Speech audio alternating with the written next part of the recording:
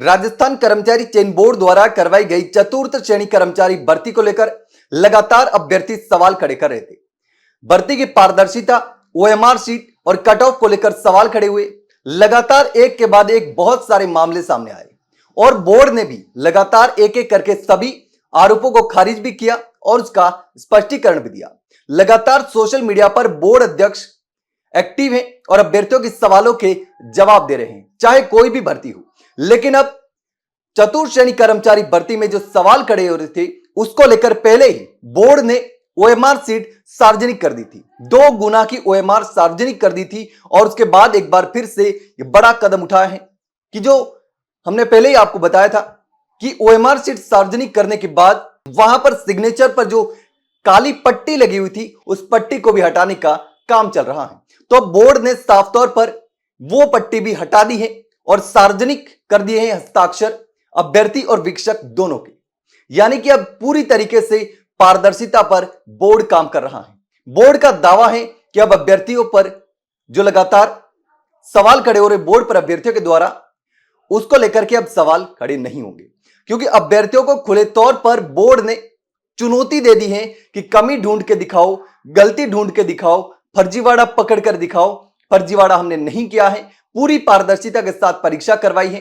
तो ऐसे में बोर्ड ने ओएमआर के बाद में हस्ताक्षर को भी सार्वजनिक कर दिया है। लगातार बोर्ड पर सवाल खड़े हो रहे थे, उसके बाद बोर्ड ने खुले तौर पर चुनौती दे दी कि अब फर्जीवाड़ा है तो शिकायत करे। चाहे कोई भी अभ्यर्थी जिसको लगता है कि कहीं ना कहीं कोई भी गड़बड़ी हुई है या कहीं पर भी ऊपर नीचे लगता है तो उसको लेकर के शिकायत कर सकता है।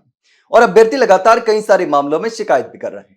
तो ऐसे में अब देखना होगा कि हस्ताक्षर सार्वजनिक करने के बाद क्या कुछ बदलाव आते हैं, क्या पूरी तरीके से जो पारदर्शिता को लेकर सवाल खड़े हो रहे थे तो पारदर्शिता बढ़ेगी या नहीं बढ़ेगी, यह भी तमाम सवाल हैं। कुछ अभ्यर्थियों ने यह भी हवाला दिया था कि हस्ताक्षर को सार्वजनिक नहीं करना चाहिए, इसका मिसयूज हो सकता है, कुछ चीजें निजी रहनी चाहिए, उसको सार्वजनिक नहीं करना चाहिए। हालांकि बोर्ड का तर्क था कि हमने पूरी तरीके से नियम कानून जो भी इसके हैं वो सब देख लिए हैं और नियम कानून को देखते हुए ही हस्ताक्षर को सार्वजनिक किया जा रहा है।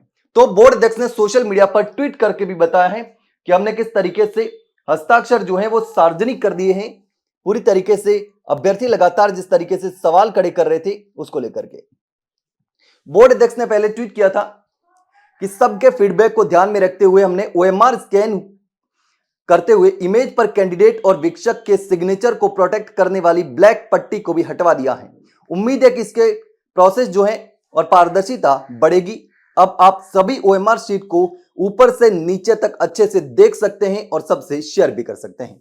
इसके साथ ओएमआर शीट को देखने के लिए लिंक भी शेयर किया है जिसमें लिखा है कि कोई भी इस लिंक से 4th क्लास के शॉर्ट लिस्टेड कैंडिडेट के किसी भी ओएमआर शीट को देख सकते हैं, वीक्षक और कैंडिडेट के सिग्नेचर भी देख सकते हैं। अब काली पट्टी के पीछे का खेल यदि हुआ तो साफ नजर आना चाहिए।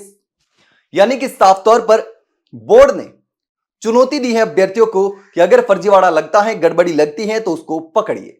लेकिन इस पूरे मामले को लेकर के आप क्या सोचते हैं कमेंट सेक्शन में कमेंट करके जरूर बताना। वहीं अगर जानकारी अच्छी लगी हो तो वीडियो को लाइक और शेयर जरूर करें और हाँ, चैनल को सब्सक्राइब करना ना भूलें।